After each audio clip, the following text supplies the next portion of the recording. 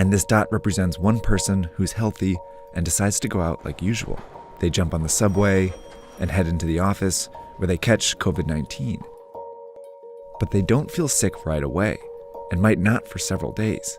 So later they go to a basketball game where they unknowingly infect 2 or 3 more people.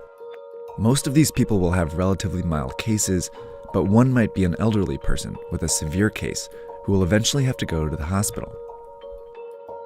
But these 3, who are all infected but don't feel sick, go out again, on the subway, into the office, and then out after work, infecting several more people, 20% of whom will need to go to the hospital.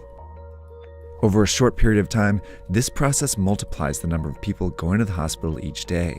Before long, the hospital is full and a crisis begins. People with severe cases of COVID-19 can't get treatment, and some who could be saved die.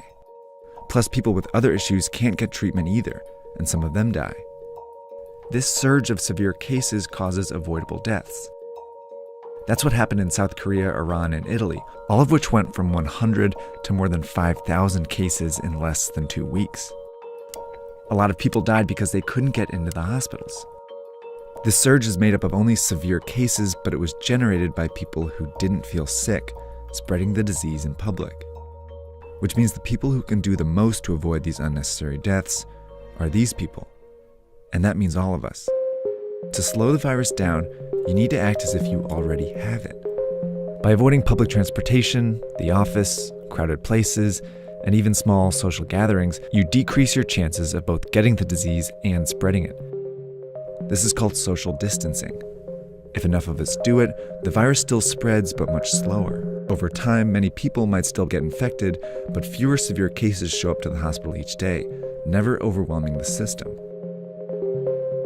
This trend line gets flatter. These people can all get treatment, and fewer people die because of it. These are the 2 ways the COVID-19 pandemic can play out. But this one only happens if everyone does their part. And it's why experts and officials are urging people to flatten the curve by social distancing and staying home as much as possible. It's also why in the US,